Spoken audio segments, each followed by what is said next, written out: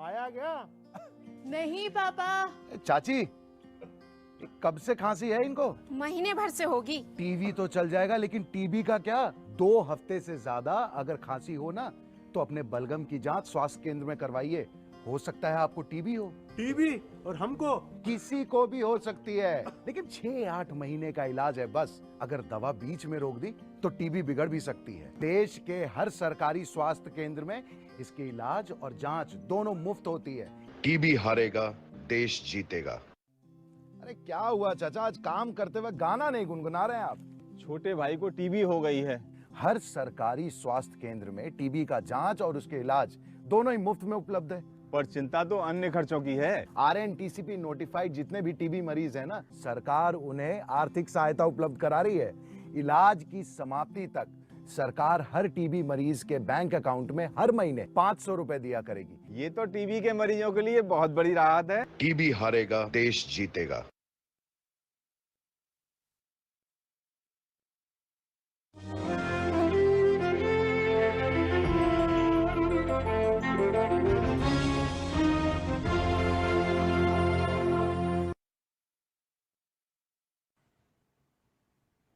Hello बच्चों, कैसे हो आप सब?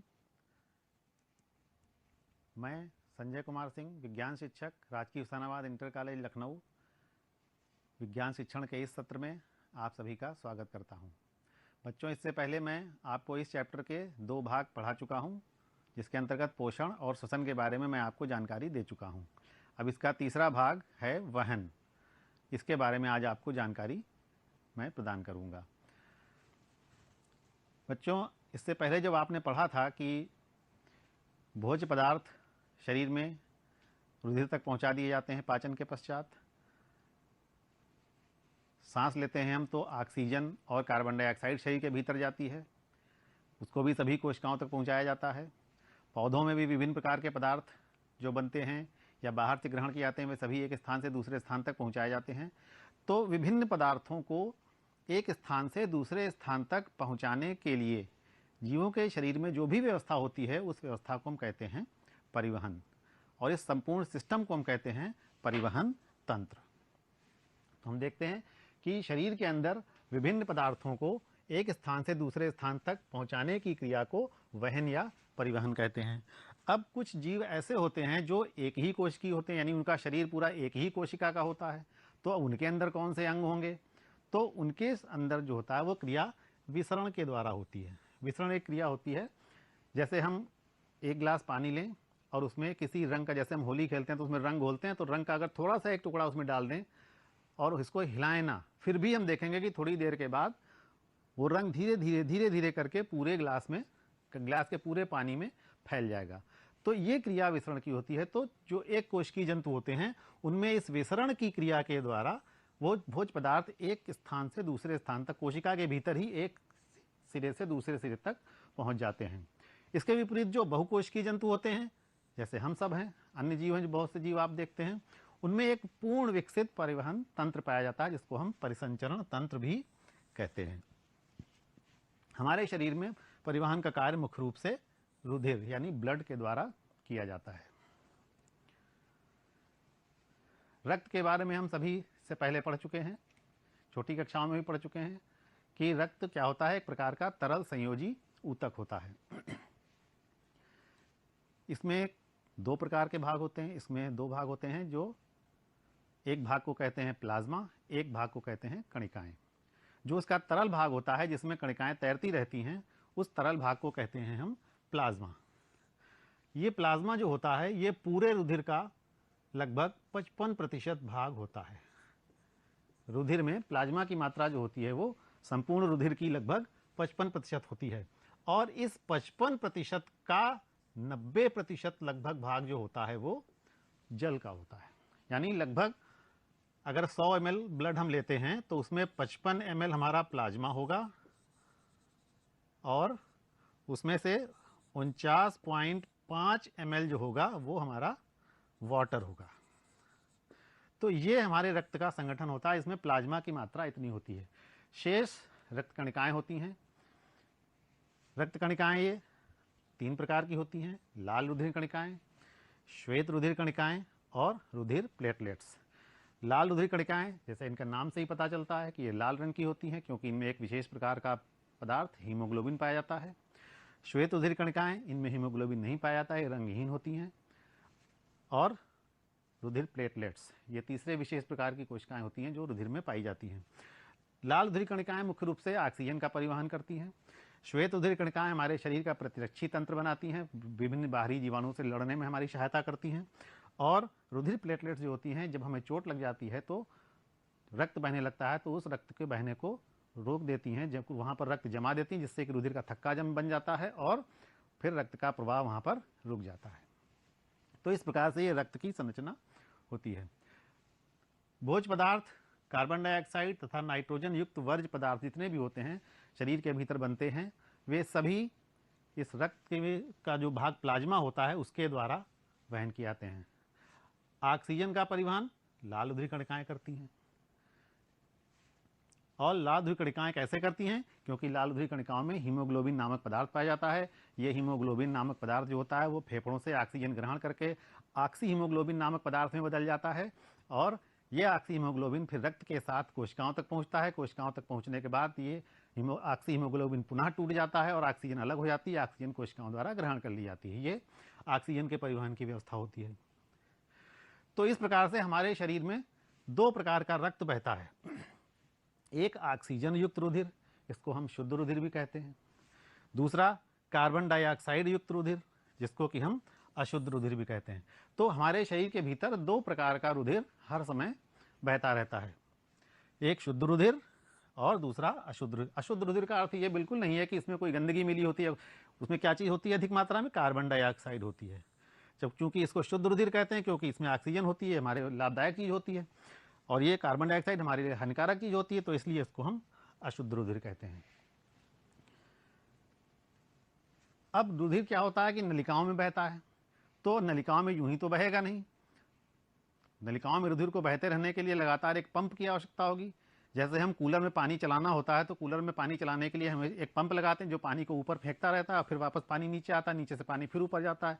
तो पानी को एक लगातार एक निश्चित क्रम से चलाते रहने के लिए हमको एक पंप की आवश्यकता होती है। उसी प्रकार से हमारे शरीर में भी रक्त को लगातार गतिमान रखने के लिए एक पंप की आवश्यकता होती है। तो वो पंप हमारा हृदय हमारा उस पंप का कार्य करता है। हमारे हृदय के में, मनुष्य के हृदय में 4 कोष्ठ होते हैं, बायां आलिंद, बायां निलय, दायां आलिंद और दायां निलय। हृदय में जो ऊपर के 2 कोष्ठ हैं, एक ये कोष्ठ और एक ये कोष्ठ, ऊपर के दोनों कोष्ठ को हम आलिंद कहते हैं, और नीचे के जो 2 कोष्ठ हैं, एक ये और एक ये नीचे के जो 2 कोष्ठ होते हैं इनको कहते हैं निलय। जो बाईं तरफ होता है उसको बायां आलिंद, जो दाईं तरफ होता है उसको दायां आलिंद, जो निलय में उसी प्रकार निलय में जो बाईं तरफ होता है निलय उसको बायां निलय, जो दाईं तरफ होता है उसको दायां निलय। बच्चों, ये व्यवस्था इसलिए बनाई गई है ऐसी क्योंकि हमारे शरीर में 2 प्रकार का रुधिर बहता है, तो ये दोनों प्रकार का रुधिर आपस में मिलने ना पाए।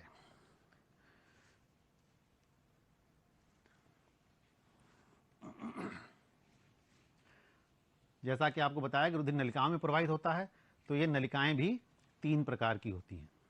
एक होती हैं, इनको हम धमनियां कहते हैं, एक होती हैं उनको शिराएं कहते हैं, और तीसरी केशिकाएं। बच्चों, रक्त जो है रुधिर के भीतर जाता है और रुधिर से बाहर भी निकलता है। तो जब रुधिर से बाहर निकलता है रक्त, तो शरीर के विभिन्न अंगों तक जाता है और फिर विभिन्न अंगों से इकट्ठा होकर के वापस हृदय में फिर आता है। तो 2 प्रकार की जो नलिकाएं होती हैं, ये इनमें से जो नलिकाएं रक्त को हृदय से बाहर ले जाती हैं, जब रक्त हृदय से बाहर निकलता है जिन नलिकाओं के द्वारा, उन नलिकाओं को हम कहते हैं धमनियां।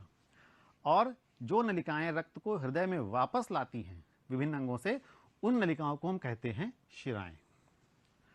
इसके अलावा तीसरी होती हैं केशिकाएं, जहां पर धमनियां और शिराएं मिलती हैं ऊतकों में जाकर के।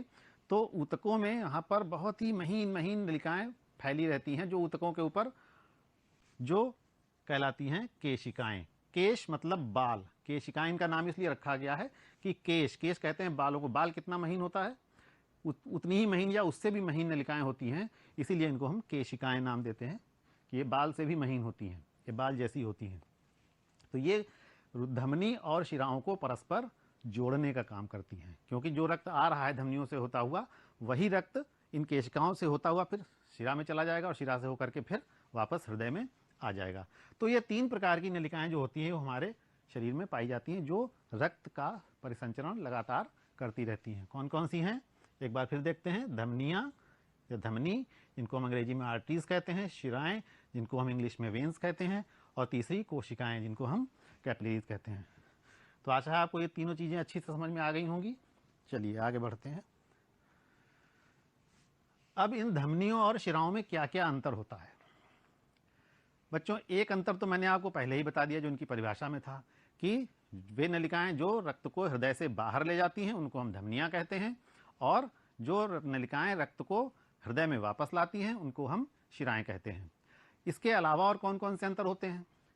जब हृदय से बाहर रक्त निकलता है तो बहुत तेजी से निकलता है, तो इसलिए धमनियों में जो रक्त होता है उसमें रक्त का बहाव बहुत तेज होता है। तो धमनियों में रुधिर झटके के साथ तेजी से बहता है, लेकिन यही रक्त जब वापसी में आता है तो उसमें उतना दबाव या उतना प्रेशर नहीं रह जाता है, तो ये धीमी गति से बहता है। तो धमनियों में रक्त तेजी से बहता है और शिराओं में रक्त जो होता है वो धीमी गति से बहता है। अब चूंकि रक्त झटके से बहता है तो एक प्रेशर डेवलप होता है, उस प्रेशर के कारण धमनियां हो सकता है फट जाएं, क्योंकि प्रेशर बहुत अधिक तेज होता है। तो इस वजह से जो धमनियों की दीवारें होती हैं वो थोड़ा मोटी होती हैं। धमनियों की जो दीवारें होती हैं वो थोड़ी मोटी बनाई जाती हैं, और जो उनके अंदर खाली स्थान होता है जिससे होकर के ब्लड गुजरता है वो जगह कुछ कम होती है। उसकी तुलना में शिराओं की दीवारें जो होती हैं वो पतली होती हैं, और पतली होने के कारण ही उनके भीतर जो गैप होता है, जो खाली जगह होती है जिसमें रक्त बहता है, वो जगह थोड़ी धमनियों की अपेक्षा ज़्यादा होती है। तो धमनियों की दीवारें जो होती हैं वो मोटी होती हैं तथा भीतर की गुहा जो होती है वो कम होती है। इसके विपरीत शिराओं की दीवारें जो होती हैं वो पतली होती हैं और उनके भीतर की गुहा होती है वो थोड़ा ज़्यादा होती है। अब धमनियों में तो रक्त तेजी से बहता है, एक प्रेशर है उसमें, तो वो तो आराम से बहता चला जाता है दूर तक। लेकिन जब वही रक्त वापसी में आता है, क्योंकि हृदय हमारा ऊपर की ओर स्थित होता है, काफ़ी अंग नीचे की ओर है, तो वो ऊपर चढ़ना होता है, तो ऊपर चढ़ने में दिक्कत होती है। तो इसकी वजह से क्या होता है कि शिराओं में कई जगहों पर छोटे छोटे कपाट पाए जाते हैं जो इस प्रकार से बने होते हैं। इस तरह से बने हुए कुछ कपाट पाए, कपाट मतलब दरवाजे जो एक ही दिशा में खुलते हैं। ऐसे दरवाजे जो एक ही दिशा में खुलते हैं उनको हम कहते हैं कपाट या वाल्व। हमारे घरों में भी ऐसे दरवाजे होते हैं कई बार जो सिर्फ अंदर की ओर ही खुलते हैं या बाहर की ओर खुलते हैं। अगर हम उनको उल्टी दिशा में खोलना चाहें तो नहीं खोल सकते, तो इसलिए ऐसे दरवाजों को हम कहते हैं कपाट। तो कुछ इसी प्रकार के दरवाजे यहाँ पर शिराओं में भी पाए जाते हैं। तो जो रक्त नीचे से ऊपर की ओर जाता है वो इन बीच के छिद्र को दबा करके यहाँ निकल जाता है और ऊपर आकर के इस चैम्बर में भर जाता है, और रक्त आता है नीचे से और इसमें भर जाता है, थोड़ा और आता है और भर जाता है। इस तरह करते हैं, जब ये चैम्बर भर जाता है फिर जब और रक्त नीचे से आता है तो फिर और ऊपर के चैम्बर में पहुंच जाता है। तो इस प्रकार से जो रक्त है वो एक एक स्टेप में रुक रुक करके ऊपर आराम से चढ़ता चला जाता है। तो इसलिए शिराओं में कपाट पाए जाते हैं और धमनियों में तो इसकी कोई आवश्यकता होती ही नहीं। अब चूंकि धमनियाँ जो होती हैं वो रुधिर को अंगों तक पहुंचाती है, और अंगों तक रक्त पहुंचाया जाएगा जो वो कैसा होगा, ऑक्सीजन युक्त होगा, क्योंकि अंगों को ऑक्सीजन की आवश्यकता होती है। इसलिए अंगों में पाया जाने वाला जो रक्त होता है वो ऑक्सीजन युक्त होता है। लेकिन एक धमनी ऐसी होती है जिसमें ऑक्सीजन युक्त रक्त नहीं होता है बच्चों। क्यों? क्योंकि फेफड़ा भी हमारे शरीर का एक अंग है और फेफड़ों में भी ब्लड भेजा जाता है। किस काम के लिए? ऑक्सीजन ग्रहण करने के लिए। इसका मतलब फेफड़ों में जिस धमनी के द्वारा रक्त जाएगा वो रक्त कैसा होगा? अशुद्ध होगा। इसलिए फेफड़ों में जो रक्त पाया जाता है वो फेफड़ों में जाने वाला रक्त जो होता है, रक्त ले जाने वाली जो धमनी होती है वो अशुद्ध रक्त को ले जाती है। उसको कहते हैं फुफ्फुस धमनी। फुफ्फुस शब्द जो होता है फेफड़े से रिलेटेड होता है। तो फुफ्फुस धमनी जो होती है उसको छोड़ दें अगर हम, तो उसके अलावा शरीर में जितनी भी धमनियां हैं सभी में शुद्ध यानी ऑक्सीजन युक्त रुधिर बहता है।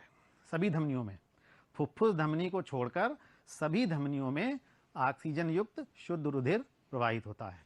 इसके विपरीत शिराओं में उसी तरीके से फुफ्फुस शिरा को अगर हम छोड़ दें तो सभी शिराओं में अशुद्ध रुधिर बहता है। अब जब फेफड़ों से रुधिर वापस आएगा, क्योंकि वापस हृदय में लाने वाली नलिकाओं को हम शिराएं कहते हैं। फेफड़ों से जो शिरा रुधिर में वापस लाएगी, जो नलिका रक्त वापस लाएगी, उसको हम शिरा कहेंगे। और फेफड़ों से जो रक्त आएगा वो कैसा होगा? वो ऑक्सीजन युक्त होगा। तो इसीलिए बच्चों, जो नलिका फेफड़ों से रुधिर को वापस हृदय में लाती है उसको कहते हैं फुफ्फुस शिरा, क्योंकि वापस ला रही है हृदय में। और उसमें रक्त कैसा होगा? ऑक्सीजन युक्त होगा नेचुरली। तो इसलिए फुफ्फुस शिरा को छोड़ दें अगर हम, तो उसके अलावा जितनी भी शिराएं होती हैं उनमें अशुद्ध रुधिर बहता है। तो ये अपने आप समझ में आ जाता है कि फुफ्फुस शिरा में शुद्ध रुधिर होगा और फुफ्फुस धमनी में अशुद्ध रुधिर होगा। बाकी अन्य सभी धमनियों में शुद्ध रुधिर होगा और बाकी सभी शिराओं में अशुद्ध रुधिर होगा। जो शुद्ध रुधिर होता है उसका रंग थोड़ा चटकीला होता है, लाल होता है। इसलिए धमनियाँ जो होती हैं वो अधिक गहरे लाल रंग की या गुलाबी रंग की दिखाई पड़ती हैं। और जो कार्बन डाइऑक्साइड युक्त रक्त होता है वो रक्त हल्का नीला या बैंगनी रंग का होता है, तो वो शिराएं हमको बैंगनी या नीले रंग की दिखाई देती हैं। बच्चों, अपने हाथों में जो हमको ये सब दिखाई देती हैं पतली पतली नलिकाएं, कभी कभी आपने ध्यान से देखा होगा हल्की बैंगनी या नीले रंग की नजर आती हैं हमको अपने हाथों में। तो ये वास्तव में क्या है? शिराएं हैं। क्योंकि शिराएं जो होती हैं वो सतह पर स्थित होती हैं, ज़्यादा गहराई में नहीं होती हैं। क्यों? क्योंकि इनमें रक्त का दबाव इतना अधिक नहीं होता है, इसलिए इनकी दीवारों के फटने का इतना खतरा नहीं होता है। धमनियों में रक्त चूंकि तेजी से बहता है इसलिए इनकी दीवारें मोटी होती हैं और ये धमनियाँ थोड़ा सा गहराई में पेशियों में स्थित की जाती हैं, पेशियों के भीतर दबा के रखी जाती है, जिससे कि वो झटके को बर्दाश्त कर सकें। तो ये सब कुछ अंतर थे जो धमनी और शिराओं के अंदर हैं। आशा है आप लोगों को अच्छे से समझ में आ गए होंगे। आगे बढ़ते हैं। अब आती है बात रक्त दाब की या ब्लड प्रेशर। सबने नाम सुना होगा, लोग कहते हैं अक्सर कि मेरा ब्लड प्रेशर बढ़ गया है, मेरा ब्लड प्रेशर कम हो गया है, या इनका ब्लड प्रेशर ज़्यादा बढ़ जाने के कारण ऐसा हो गया या दिक्कत हो गई। तो ये ब्लड प्रेशर क्या चीज़ होती है, कभी सोचा आपने? बच्चों, जब हमारा हृदय संकुचित होता है रक्त को बाहर निकालने के लिए, हम वापस उसी स्लाइड पे चलते हैं। यहाँ पर ये हमारे हृदय की आंतरिक संरचना थी। इसमें हमने बताया था कि 4 पार्ट होते हैं। बाएं आलिंद में शुद्ध रुधिर आता है फुफ्फुस शिरा के द्वारा, और यहाँ से फिर ये रक्त बाएं निलय में जाता है, और बाएं निलय के बाद फिर यहाँ से इस नली से होता हुआ, महाधमनी से होता हुआ बाहर निकलता है। उसी प्रकार दाहिने आलिंद में सभी जगह से शिराओं से रक्त वापस आता है हृदय के अंदर। दाहिने आलिंद से फिर दाहिने निलय में जाता है, फिर दाहिने निलय से फिर इस रास्ते से होता हुआ शरीर फेफड़ों में पहुंचा दिया जाता है। तो इस प्रकार से ये व्यवस्था बनाई जाती है। इस व्यवस्था के कारण शुद्ध और अशुद्ध रुधिर कभी आपस में मिलने नहीं पाते हैं। तो जब रक्त को हृदय से बाहर निकालना होता है, वापस रक्तदाब पर आते हैं, जब रक्त को हृदय से बाहर निकालना होता है तो ये निलय नीचे से एकदम झटके से संकुचित होता है, जिससे कि एक इस रास्ते से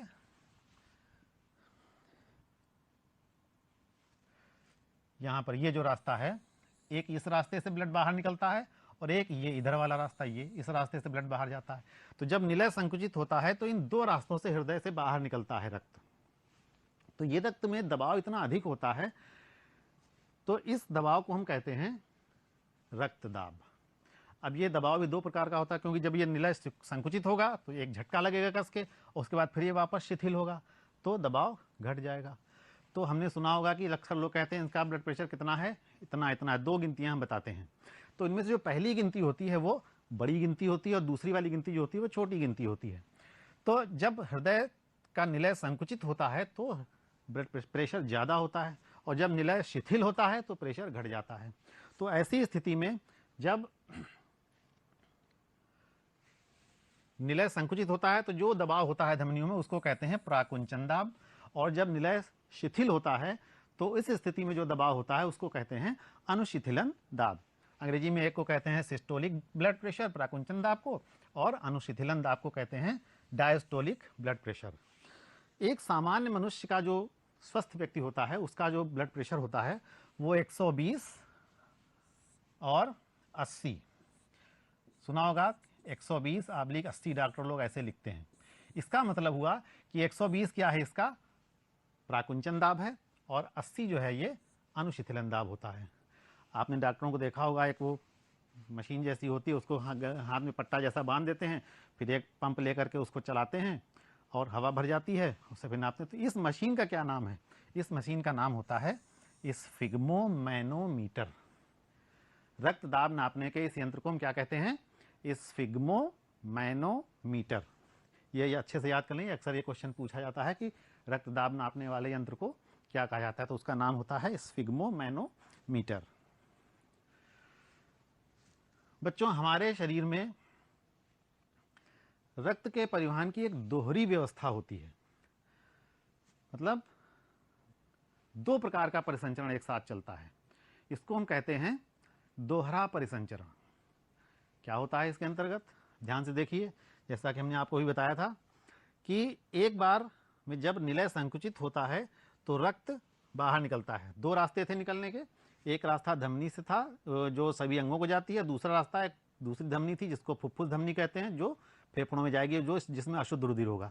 एक रास्ता शुद्ध रुधिर का होगा और एक रास्ता अशुद्ध रुधिर का होगा। तो जो अशुद्ध रुधिर वाला रास्ता है वो तो फेफड़ों तक जाएगा और फेफड़ों से फिर वापस आ जाएगा। तो देखिए बच्चों, एक चक्र तो यहाँ पर ये चला, मान लीजिए पहले यहाँ देखते हैं अशुद्ध रुधिर को। अशुद्ध रुधिर यहाँ से निकला और यहाँ से होता हुआ फेफड़ों में गया और फेफड़ों से होकर के फिर वापस हृदय में आ गया। तो हृदय से बाहर निकला और हृदय में वापस भी आ गया। तो एक चक्र ये पूरा हो गया। अब क्या होगा, अब निलय पुनः से संकुचित होगा और ये ब्लड जो होगा वो यहाँ से फिर बाहर निकल के जाएगा और सभी अंगों तक होता हुआ जाएगा और सभी अंगों से होकर के वापस फिर हृदय के अंदर आ जाएगा। तो ये दोनों क्रियाएं एक साथ होती हैं, क्योंकि दोनों निलय एक साथ संकुचित होते हैं। तो एक बार ब्लड इधर जाता है इधर जाता है, तो दोनों काम ऐसे चलते हैं ऐसे। तो एक चक्र में हृदय जो होता है वो रक्त जो होता है वो हृदय के अंदर 2 बार आता है और 2 बार हृदय से बाहर निकलता है। इस संपूर्ण क्रिया को हम कहते हैं दोहरा परिसंचरण। परिसंचरण मतलब आना जाना, घूमना, चक्रीय क्रम से घूमते रहना लगातार, जहां से चले और वहीं वापस फिर पहुंच जाए, इस क्रम को कहते हैं चक्रीय क्रम। तो उसी चक्रीय क्रम में ये रक्त जो होता है वो एक बार हृदय, 2 बार, इस पूरे चक्र में 2 बार हृदय से बाहर जाता है और 2 बार हृदय के अंदर आता है। तो इसीलिए इस प्रकार के परिसंचरण को हम कहते हैं दोहरा परिसंचरण या डबल सर्कुलेशन। तो ये व्यवस्था हमारे शरीर में पाई जाती है और इस व्यवस्था के कारण ही हमारे शरीर में जो शुद्ध रुधिर और अशुद्ध रुधिर होता है वो आपस में मिलने नहीं पाता है। अभी तक हमने ये पढ़ा कि जो परिवहन की जो व्यवस्था होती है उस व्यवस्था के अंतर्गत रुधिर ही सब कुछ करता है, ऐसा नहीं है। रुधिर के अतिरिक्त एक अन्य द्रव भी पाया जाता है हमारे शरीर में जो रुधिर को इस परिवहन में सहायता भी करता है। इस द्रव का नाम है लसीका या लिम्फ। यह एक अन्य प्रकार का द्रव है जो वहन में सहायक है या सहायता करता है। ये बच्चों कोई विशेष द्रव नहीं होता है, ये रुधिर से ही बना हुआ एक द्रव होता है कि दबाव के कारण अक्सर होता क्या है कि जो रुधिर की नलिकाओं की धमनियों की दीवारें होती हैं वो अर्धपारगम्य होती हैं, तो उनसे कुछ प्लाज्मा, प्रोटीन तथा श्वेत रुधिर कणिकाएं, लाल रुधिर कणिकाएं नहीं, श्वेत रुधिर कणिकाएं, ये छन करके बाहर ऊतकों के बीच में आ जाती हैं। तो इस द्रव को हम कहते हैं लसीका। अब चूंकि नलिकाएं तो कोशिकाओं के अंदर घुसती नहीं है, नलिकाएं तो कोशिकाओं के बीच से निकलती चली जाती हैं ऊतकों के बीच से, तो जो भोज्य पदार्थ होते हैं, प्रोटीन, कार्बोहाइड्रेट, वसा जो भी होते हैं वो सब निकल करके इस लसीका के साथ से होते हुए जो होते हैं वो हमारे लसीका में आ जाते हैं रक्त से निकल करके, और फिर लसीका से होकर के ही वो कोशिकाओं के भीतर जाते हैं। तो इस प्रकार से विभिन्न पदार्थों को रक्त नलिकाओं से कोशिकाओं के भीतर पहुंचाने में और कोशिकाओं से रक्त नलिकाओं तक पहुंचाने में ये लसीका हमारा सहायता करता है। खास करके पचे हुए भोजन के तथा क्षुद्रांत द्वारा अवशोषित की गई वसा का वहन जो होता है मुख्य रूप से इसी के द्वारा होता है। तो बच्चों, रुधिर के अलावा भी एक द्रव होता है जिसको कि हम लसीका कहते हैं, जो वहन में सहायता करता है। तो अभी तक तो हमने पढ़ा कि हमारे शरीर में या अन्य जंतुओं, अन्य उच्च श्रेणी के जंतुओं में किस प्रकार से परिवहन होता है। बात आती है पौधों की। पौधों में भी एक विशेष प्रकार का तंत्र काम करता है जिसको हम कहते हैं संवहन तंत्र या कंडक्टिंग सिस्टम, संवहन तंत्र। और इसके अंतर्गत संवहन ऊतक पाए जाते हैं जो विभिन्न पदार्थों को एक स्थान से दूसरे स्थान तक पौधे के शरीर में प्रवाहित करते हैं। तो पौधे प्रकाश संश्लेषण द्वारा पत्तियों में भोज्य पदार्थों का निर्माण करते हैं, उसको शरीर के सभी भागों तक पहुंचाते हैं और नीचे जड़ों से खनिज लवण तथा जल का अवशोषण करते हैं, उसको पौधे के सभी भागों तक पहुंचाते हैं। तो इनमें से जो जड़ों द्वारा अवशोषित जल और खनिज लवण होते हैं उनको जो पहुंचाता है जो ऊतक, उसको हम कहते हैं जाइलम। इसको हिंदी में इसका नाम कहा जाता है दारू ऊतक। हिंदी में इसको दारू ऊतक भी कहते हैं। और पत्तियों में जो भोजन बनता है, प्रकाश संश्लेषण की क्रिया होती है और पत्तियों में भोजन का निर्माण होता है। तो ये भोजन जो होता है वो पौधे के सभी भागों तक पहुंचना होता है। तो इस सभी भागों तक भोजन को पहुंचाने का कार्य जो है वो ये हमारा फ्लोएम करता है। तो पौधों में दो प्रकार के संवहन ऊतक पाए जाते हैं जो इन विभिन्न प्रकार के पदार्थों का संवहन करते हैं, एक जाइलम और एक फ्लोएम। एक बार पुनः रिवाइज कर लें कि जाइलम जो होता है वो जड़ों के द्वारा अवशोषित किए गए जल और खनिज लवण को पत्तियों तक और कुछ पदार्थों को पौधे के सभी भागों तक पहुंचाता है, जबकि पत्तियों में निर्मित भोज्य पदार्थ जो प्रकाश संश्लेषण के दौरान बनाया जाता है, मुख्य रूप से ग्लूकोज, उसको पौधे के सभी भागों तक पहुंचाने के लिए फ्लोएम ऊतक होता है।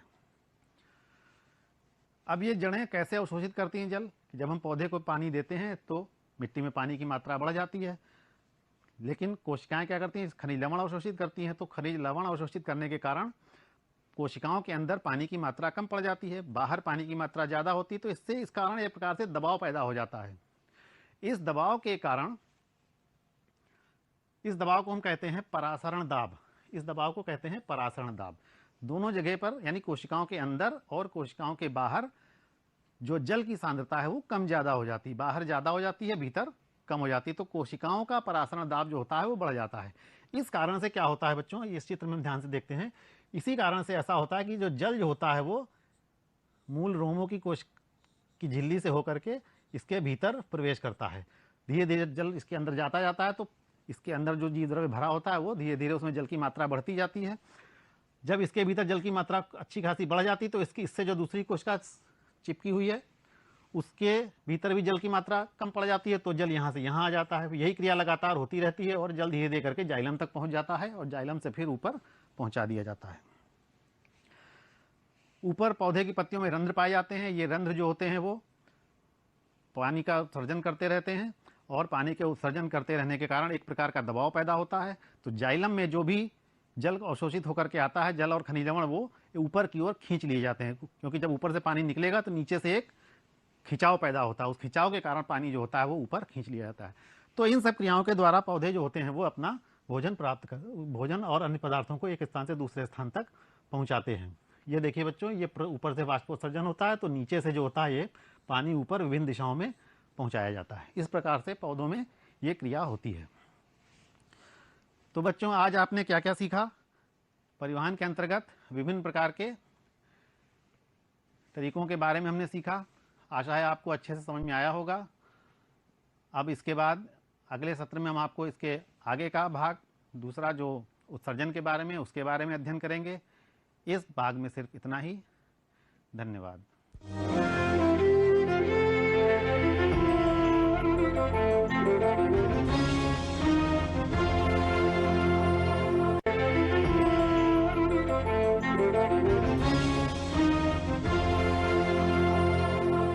प्रिय विद्यार्थियों, माध्यमिक शिक्षा विभाग उत्तर प्रदेश की ऑनलाइन कक्षा में आप सभी का स्वागत है।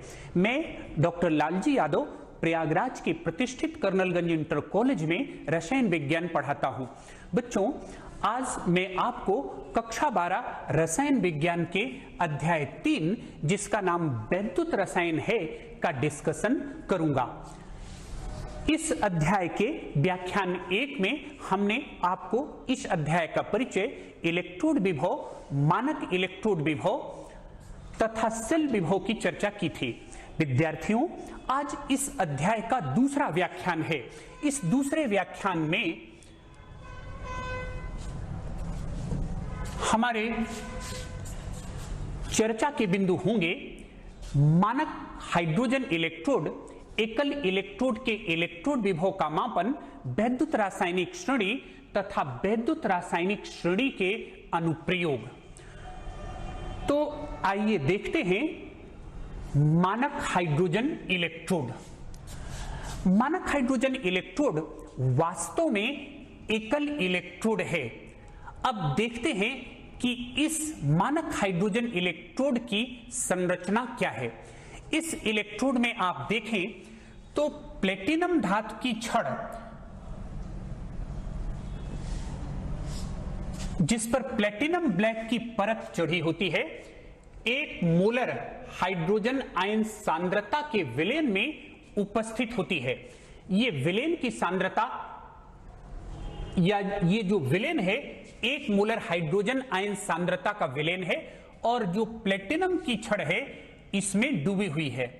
इस छड़ के चारों ओर एक वायुमंडल दाब तथा 25 डिग्री सेल्सियस ताप पर शुद्ध और शुष्क हाइड्रोजन गैस प्रवाहित करते हैं।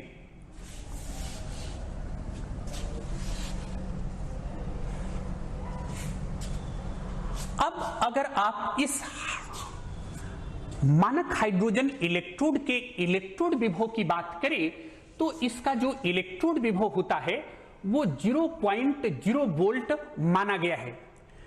मानक हाइड्रोजन इलेक्ट्रोड को 2 प्रकार से प्रदर्शित करते हैं। यहां आपके सामने लिखा है एनोड के रूप में और कैथोड के रूप में। इसका आशय आपको स्पष्ट करते हैं। इसका आशय यह है विद्यार्थियों कि मानक हाइड्रोजन इलेक्ट्रोड एक रेफरेंस इलेक्ट्रोड है। रेफरेंस इलेक्ट्रोड का आशय यह है कि इसे हम अन्य इलेक्ट्रोडों के सापेक्ष जोड़कर गैल्वानी सेल बनाते हैं। तो जिस गैल्वानी सेल में ये एनोड के रूप में प्रदर्शित होगा या जिस गैल्वानी सेल में ये एनोड बनेगा उसका प्रदर्शन ऐसा होगा और जिस गैल्वानी सेल में ये कैथोड बनेगा उसका प्रदर्शन ऐसा होगा। इसे और आपको स्पष्ट कर दूं कि ये जो आपको लिखा है H2/H+, ये ऑक्सीकरण को व्यक्त करता है और ये जो लिखा है H+/H2 ये अपचयन को व्यक्त करता है। आप भली भांति जानते हैं कि गैल्वानी सेल में एनोड पर ऑक्सीकरण तथा कैथोड पर अपचयन होता है और इलेक्ट्रॉन त्याग करना ऑक्सीकरण है तथा इलेक्ट्रॉन ग्रहण करना अपचयन है। H2 से H+ तभी बनेगा जब इलेक्ट्रॉन त्याग किया जाएगा और H+ से H2 तभी बनेगा जब इलेक्ट्रॉन ग्रहण किया जाएगा।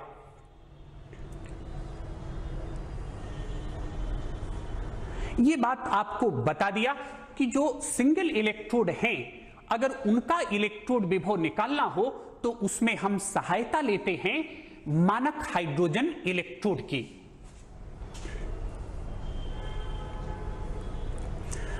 अब ये आपके सामने बच्चों डिस्कस करते हैं कि एकल इलेक्ट्रोड के इलेक्ट्रोड विभव का मापन कैसे किया जाता है। सबसे पहले बात ये कि एकल इलेक्ट्रोड होता क्या है। ये आपके सामने जिंक एकल इलेक्ट्रोड और कॉपर एकल इलेक्ट्रोड प्रदर्शित हैं। तो एकल इलेक्ट्रोड में किसी धातु की छड़ उसके लवण के विलयन में उपस्थित होती है। जैसे ये आपके सामने जिंक एकल इलेक्ट्रोड है तो इसमें ये जो जिंक राड है ये जिंक लवण के विलयन में उपस्थित है और इस कॉपर एकल इलेक्ट्रोड में ये कॉपर की राड कॉपर लवण के विलयन में उपस्थित है।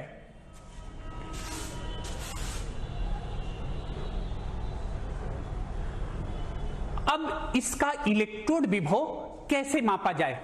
एक प्रश्न आपके मन में विद्यार्थियों आता है कि अगर हम किसी एकल इलेक्ट्रोड का इलेक्ट्रोड विभव मापना चाहें, जैसे जिंक एकल इलेक्ट्रोड का इलेक्ट्रोड विभव मापना चाहें, तो यहां हम वोल्टमीटर लगा दें और जो रीडिंग आ जाएगी वही इस जिंक एकल इलेक्ट्रोड का इलेक्ट्रोड विभव होगा।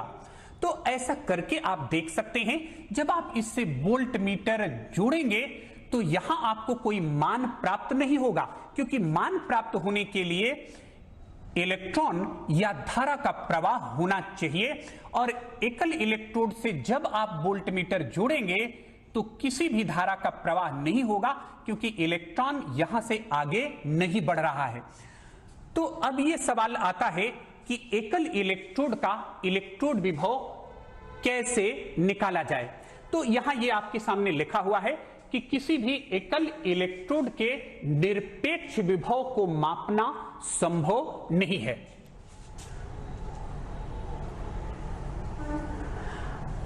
अब इसमें देखें, जैसे पीछे हमने डैनियल सेल पढ़ा था, तो डैनियल सेल में हम क्या करते थे कि दो एकल इलेक्ट्रोडों को परस्पर जोड़ करके गैल्वानी सेल बनाते थे।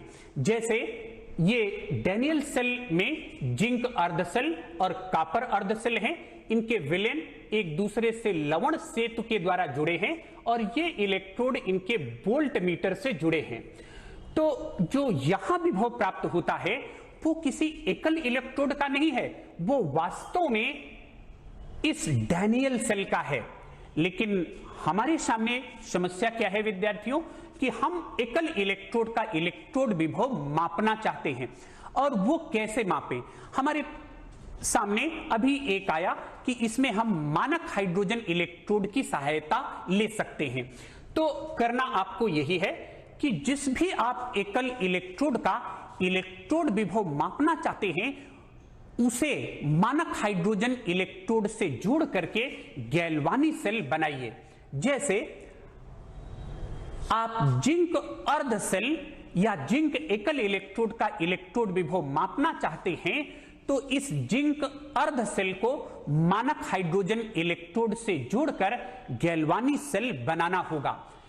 इस फिगर में आपको दिख रहा है कि ये आपका जिंक अर्ध सेल है और ये आपका मानक हाइड्रोजन इलेक्ट्रोड है। इन दोनों से गैल्वानी सेल बनाया गया है जिसमें जिंक अर्ध सेल एनोड का और मानक हाइड्रोजन इलेक्ट्रोड कैथोड का कार्य कर रहा है।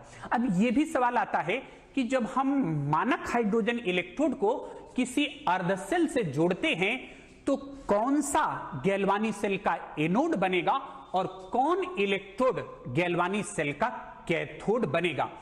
उसकी व्याख्या यह है विद्यार्थियों कि अभी आप विद्युत रासायनिक श्रेणी पढ़ेंगे और विद्युत रासायनिक श्रेणी में आप देखेंगे कि जो जिंक धातु है उसका स्थान हाइड्रोजन के ऊपर है, अर्थात जिंक धातु की सक्रियता हाइड्रोजन से अधिक है।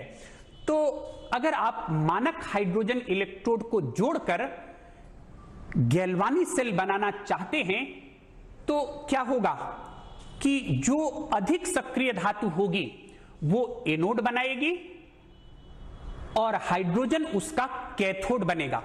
अगर कोई हाइड्रोजन से कम सक्रिय धातु है, जैसे यहां भी एक गैल्वानी सेल बनी है, इसमें कॉपर कैथोड है और मानक हाइड्रोजन इलेक्ट्रोड एनोड है, उसका उत्तर विद्यार्थियों यही है कि जो कॉपर है उसकी सक्रियता हाइड्रोजन से कम है।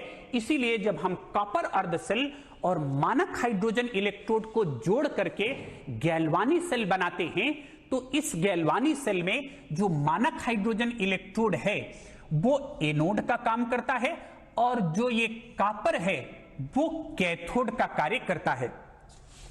अब देखिए, जैसे हमने जिंक अर्ध सेल को लिया और उसे मानक हाइड्रोजन इलेक्ट्रोड से जोड़ा, तो यहां देखिए जो वोल्ट मीटर में रीडिंग आ रही है इसकी वैल्यू है 0.76 वोल्ट। ये वास्तव में विद्यार्थियों ये इस गैल्वानी सेल का सेल विभव है। तब आप प्रश्न करेंगे कि जब ये गैल्वानी सेल का सेल विभव है तो जिंक अर्ध सेल का सेल विभव क्या होगा, उसे आप स्पष्टता से समझें। किसी गैल्वानी सेल के मानक सेल विभव के लिए यह सूत्र प्रयुक्त होता है, E naught cell equal to E naught cathode minus E naught anode. इस सूत्र में आपको बच्चों देखना है कि कैथोड और एनोड दोनों के मानक अपचयन इलेक्ट्रोड विभव को प्रयुक्त करना है। अगर हम इस जिंक अर्ध सेल के लिए देखें जिसके साथ हमने मानक हाइड्रोजन इलेक्ट्रोड को जोड़कर गैल्वानी सेल बनाया तो इसके E नॉट सेल की वैल्यू है 0.76 वोल्ट और हाइड्रोजन इलेक्ट्रोड इसका कैथोड है और ये जो जिंक अर्ध सेल है इसका एनोड है। तो आप जानते हैं, अभी आपने सीखा कि जो मानक हाइड्रोजन इलेक्ट्रोड है उसका इलेक्ट्रोड पोटेंशियल 0.0 वोल्ट है। तो इस फार्मूले से आप देखें तो यहां आपको मिलता है E0 Zn2 plus upon Zn this is equal to minus 0.76 volt. तो ये माइनस 0.76 वोल्ट क्या है विद्यार्थियों? ये जिंक अर्धसेल का मानक अपचयन इलेक्ट्रोड विभव है। अगर आप इसके मानक ऑक्सीकरण इलेक्ट्रोड विभव की बात करें तो उसका जो आंकिक मान है वो 0.76 वोल्ट रहेगा, लेकिन उसका चिन्ह बदल जाएगा, अब वो हो जाएगा प्लस 0.76 वोल्ट। अब इसी तरह से अगर हम कॉपर अर्धसेल की बात करें तो कॉपर अर्धसेल में आप देख सकते हैं कि यहां हमने मानक हाइड्रोजन इलेक्ट्रोड को कॉपर अर्धसेल से जोड़ करके गैल्वानी सेल बनाया है। तो इसका जो इलेक्ट्रोड विभव आता है, यहां वोल्ट मीटर में जो रीडिंग आती है उसकी वैल्यू है 0.34 वोल्ट। तो इस तरह से आप किसी भी एकल इलेक्ट्रोड या अर्धसेल का इलेक्ट्रोड विभव निकालना चाहते हैं तो उसे मानक हाइड्रोजन इलेक्ट्रोड से जोड़कर गैल्वानी सेल बनाइए। जो गैल्वानी सेल का सेल विभव होगा वो वास्तव में एकल इलेक्ट्रोड का इलेक्ट्रोड विभव होगा। अब जितनी भी धातुएं हैं, अगर उनके मानक इलेक्ट्रोड विभवों को हम एक क्रम से रख दें तो हमको एक श्रेणी प्राप्त हो जाती है और उस श्रेणी को हम नाम देते हैं विद्युत रासायनिक श्रेणी, इलेक्ट्रोकेमिकल सीरीज। अब ये इलेक्ट्रोकेमिकल सीरीज में आप देखें, कहते हैं कि विभिन्न धातुओं के मानक इलेक्ट्रोड विभवों को क्रम में रखने से जो श्रेणी प्राप्त होती है वही वैद्युत रासायनिक श्रेणी कहलाती है। यह बात आपको बहुत स्पष्ट कर दी गई कि वैद्युत रासायनिक श्रेणी बनाने में मानक अपचयन इलेक्ट्रोड विभवों को मानक माना गया है।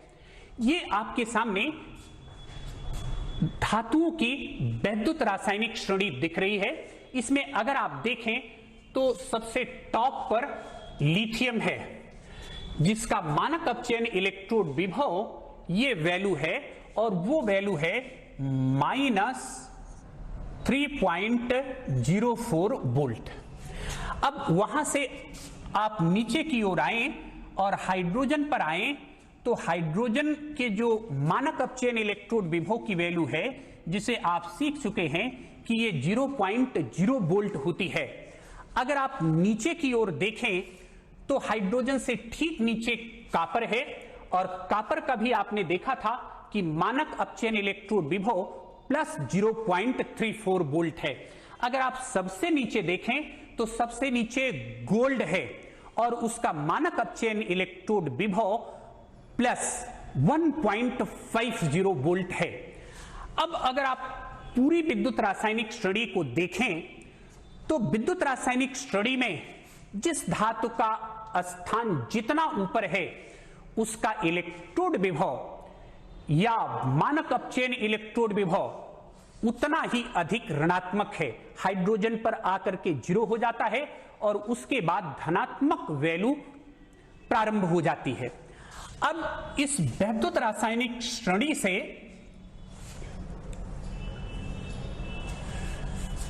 हम कुछ निष्कर्ष ज्ञात करते हैं और वही इसके मुख्य लक्षण हैं और ये मुख्य लक्षण आपके सामने लिखे गए हैं। पहला अपचय क्षमता, दूसरा धन विद्युतीय लक्षण, तीसरा सक्रियता या क्रियाशीलता और चौथा जो है वो है ऑक्सीकारक क्षमता। यहां ये आपको एरो से दिखाई दे रहा है, ये टॉप टू बॉटम ऊपर से नीचे, और यहां भी एक एरो एक के लिए लिखा है ऑक्सीकारक क्षमता के लिए। हम आपको इसका आशय स्पष्ट करते हैं कि इसका मीनिंग क्या है।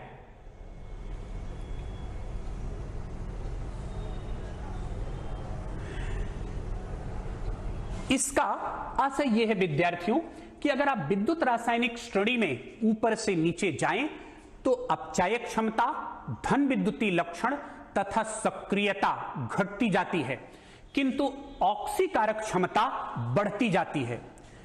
अब इसको आप और एक्सप्लेन करें तो यह बात आती है, कहते हैं कि हाइड्रोजन से जो ऊपर धातुएं हैं वो हाइड्रोजन से प्रबल अपचायक हैं, हाइड्रोजन से जो नीचे धातुएं हैं वो हाइड्रोजन से दुर्बल अपचायक हैं। इसी प्रकार से हाइड्रोजन से ऊपर स्थित धातुएं ज्यादा सक्रिय हैं, हाइड्रोजन से कम नीचे स्थित धातुएं कम सक्रिय हैं। तो इस तरह से आप इन गुणों को, 4 गुणों को पूरी विद्युत रासायनिक श्रेणी से जोड़ सकते हैं।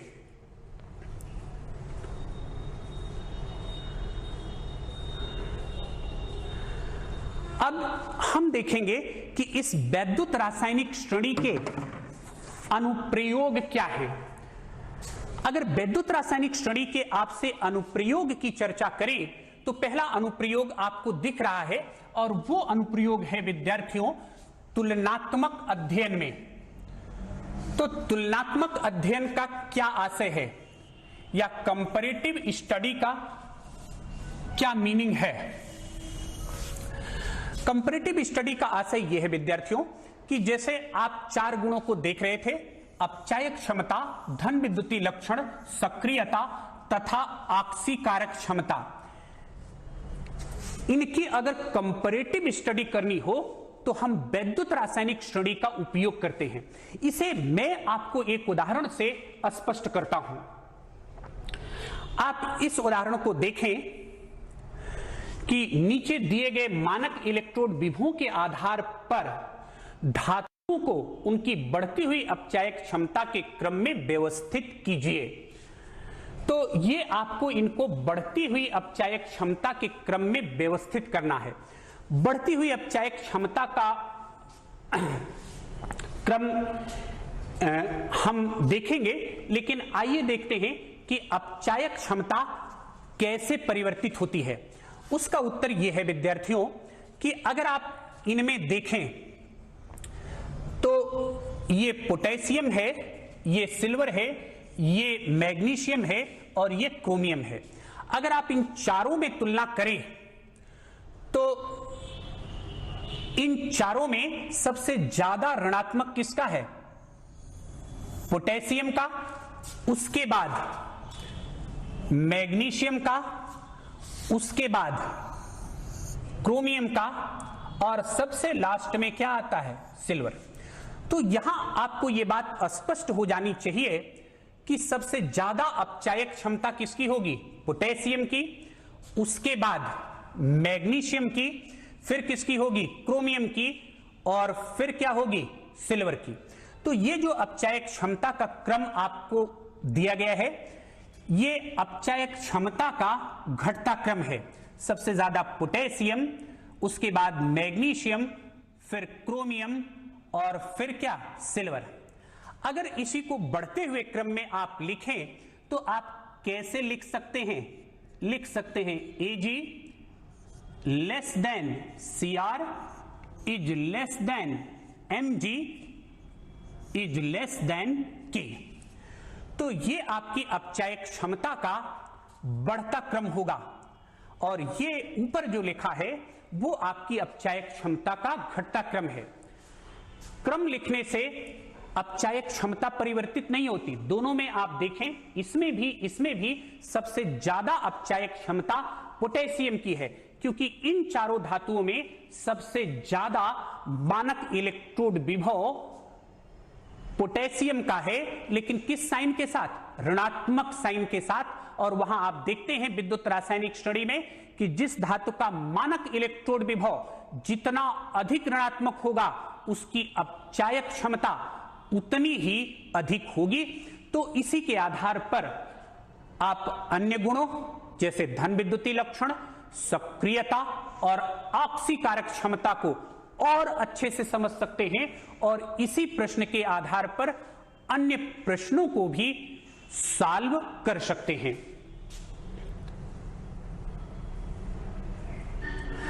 अगला जो विद्युत रासायनिक श्रेणी का आपके सामने अनुप्रयोग है विद्यार्थियों, वो है विस्थापन अभिक्रियाएं। विस्थापन अभिक्रियाओं में हम पहले चर्चा करेंगे धातुओं का विस्थापन। तो जैसे अभी आप देखें तो ये आपके सामने ये एक विस्थापन अभिक्रिया लिखी गई है, CuSO4 plus Zn, this is equal to ZnSO4 plus Cu। इसमें क्या विस्थापित हो रहा है? इसमें जो कॉपर है वो जिंक से विस्थापित हो रहा है, या जिंक धातु कॉपर सल्फेट से कॉपर को विस्थापित कर देती है। तो कहते हैं कि इसकी व्याख्या क्या है? इसकी व्याख्या यह है बच्चों, कहते हैं कि विद्युत रासायनिक श्रेणी में जिस धातु की सक्रियता अधिक होती है वो अपने से कम सक्रिय धातु को उसके लवण के विलयन से विस्थापित कर देती है। यहां आपको बिल्कुल क्लियर हो गया कि जिंक की सक्रियता कॉपर से अधिक है, इसीलिए जिंक धातु कॉपर सल्फेट जो कॉपर का एक लवण है उससे कॉपर को विस्थापित कर देती है। अगर आप इसकी और व्याख्या जानना चाहें तो इसकी व्याख्या यह है विद्यार्थियों कि अधिक सक्रियता के कारण जिंक का ऑक्सीकरण होता है और विलयन में जो कॉपर आयन है वो इलेक्ट्रॉन ग्रहण करके अपचयित हो जाते हैं, जिसके कारण यह विस्थापन अभिक्रिया संपन्न हो जाती है। इस पर आधारित आपको और भी प्रश्न दिए गए हैं, जैसे यह है कि कॉपर धातु सिल्वर नाइट्रेट विलयन से सिल्वर को विस्थापित कर देती है। क्यों? क्योंकि कॉपर की सक्रियता सिल्वर से अधिक है। कैसे पता चला? विद्युत रासायनिक श्रेणी से। यह दूसरा प्रश्न भी है कि आयरन धातु कॉपर सल्फेट विलयन से कॉपर को विस्थापित करती है किंतु सिल्वर नहीं कर पाती। क्यों? उसका उत्तर भी स्पष्ट है कि आयरन इसलिए कॉपर सल्फेट विलयन से कॉपर को विस्थापित करती है क्योंकि कॉपर की सक्रियता आयरन से कम है या आयरन की सक्रियता कॉपर से ज्यादा है, जबकि सिल्वर की सक्रियता कॉपर से कम है। अब यह दिया गया है कि धातुओं द्वारा अम्लों से हाइड्रोजन विस्थापन। तो यहां बहुत स्पष्ट है कि विद्युत रासायनिक श्रेणी में जो धातु हाइड्रोजन से प्रबल अपचायक है, और आप बताएं हाइड्रोजन से प्रबल अपचायक कौन होगी? उत्तर बहुत स्पष्ट है कि जिसका स्थान विद्युत रासायनिक श्रेणी में हाइड्रोजन से ऊपर होगा वो अम्लों से हाइड्रोजन को विस्थापित कर देगी। इसीलिए ये जिंक धातु सल्फ्यूरिक अम्ल से हाइड्रोजन को विस्थापित कर दे रही है। अब इसमें देखें विद्यार्थियों कि धातुओं द्वारा जल से हाइड्रोजन का विस्थापन। अब यह बात आती है कि आयरन तथा विद्युत रासायनिक श्रेणी में आयरन से ऊपर की धातुएं उदासीन जल से हाइड्रोजन को विस्थापित कर देती हैं।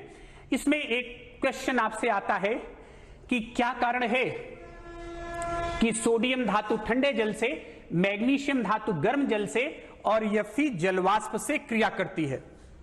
अब आप देखें कि ये तीनों धातुएं जल से क्रिया कर रही हैं, फिर भी ऐसा क्यों है कि सोडियम ठंडे जल से ही क्रिया कर लेती है, मैग्नीशियम गर्म जल से और Fe जलवाष्प से क्रिया करती है? उसका उत्तर देखें विद्यार्थियों।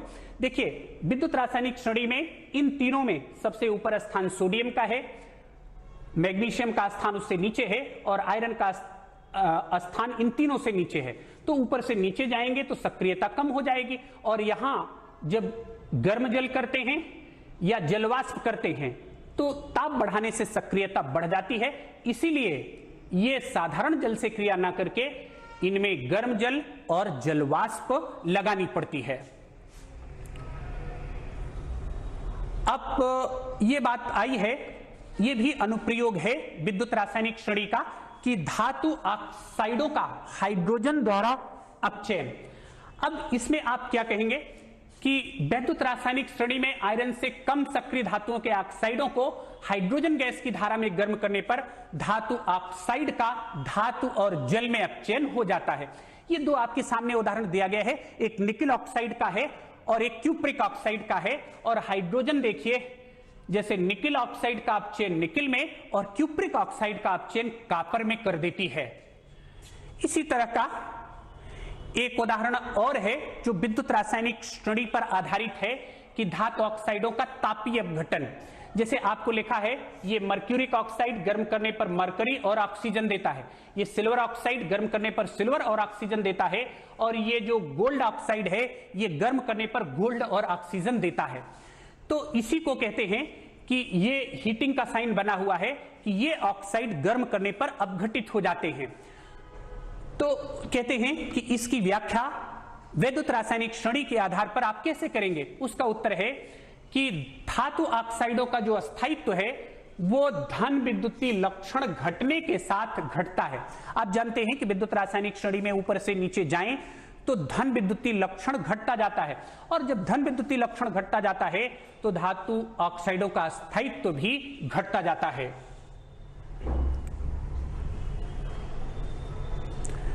अब ये आपके सामने है विद्यार्थियों, और वो है हैलोजन की ऑक्सीकारक क्षमता। आप जानते हैं कि वर्ग 17 के तत्व जिसमें फ्लोरीन, क्लोरीन, ब्रोमीन और आयोडीन है, ये हैलोजन कहलाते हैं। ये समुद्री जल में लवण के रूप में पाए जाते थे, इसीलिए इनका नाम हैलोजन पड़ गया। तो आप देखें, अगर इनके मानक अपचयन इलेक्ट्रोड विभव की बात करें तो सबसे ज्यादा धनात्मक फ्लोरीन का है और सबसे कम धनात्मक आयोडीन का है, और इसीलिए आप देखें कि सबसे ज्यादा ऑक्सीकारक क्षमता फ्लोरीन की और सबसे कम ऑक्सीकारक क्षमता आयोडीन की है। ये आपके फ्लोरीन, क्लोरीन, ब्रोमीन, आयोडीन जो हैलोजन हैं उनकी ऑक्सीकारक क्षमता का क्रम है, और इसे भी मानक अपचयन इलेक्ट्रोड विभव से जोड़ा गया है जो विद्युत रासायनिक श्रेणी में प्रदर्शित होता है। अब इस व्याख्यान पर आधारित ये असाइनमेंट आपके पास है बच्चों। पहला सवाल है कि निम्नलिखित धातुओं को उस क्रम में व्यवस्थित कीजिए जिसमें वे एक दूसरे को उनके लवण के विलयन से प्रतिस्थापित कर देते हैं। तो इसकी बहुत स्पष्ट व्याख्या की गई, ये धातुएं दी गई हैं, तो आपको देखना है कि इसमें सबसे ज्यादा सक्रियता किसकी है। दूसरा सवाल आपका, ये दो निम्नलिखित अभिक्रियाओं वाले गैल्वानी सेल का मानक सेल विभव परिकलित कीजिए। ये आपको दिया गया है, दो समीकरण दिए गए हैं, और इसमें आपका कौन सा फॉर्मूला यूज होगा, जो बताया था कि E naught cell equal to E naught cathode minus E naught anode. ये आपके सामने एक तीसरा सवाल है कि चार धातुओं ए, बी, सी तथा डी के मानक इलेक्ट्रोड विभव दिए गए हैं। इन धातुओं को इनकी घटती हुई सक्रियता के क्रम में व्यवस्थित करना है। तो उसका उत्तर यही है कि उस धातु की सक्रियता सबसे ज्यादा होगी जिसका मानक अपचयन इलेक्ट्रोड विभव सबसे अधिक ऋणात्मक होगा। तो इसमें अगर आप देखें तो सबसे ज्यादा ऋणात्मक किसका है? सबसे ज्यादा ऋणात्मक ये -2.0 वोल्ट है जो बी के लिए है, तो सबसे ज्यादा बी की होगी। उसके बाद इसी तरह से आप देखें तो फिर डी की होगी, फिर सी की होगी, और फिर ये वैल्यू किसके लिए आएगी? ए के लिए आएगी। तो इन असाइनमेंट को बच्चों आप करिएगा। अभी हम व्याख्यान 3 में आपके सामने इसी अध्याय के और तथ्यों की चर्चा करेंगे। बहुत बहुत धन्यवाद।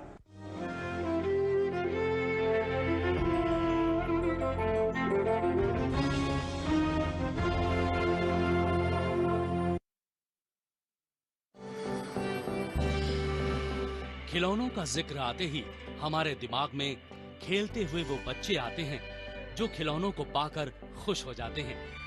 लेकिन ये इसका एक पक्ष है। इसका दूसरा पक्ष वो है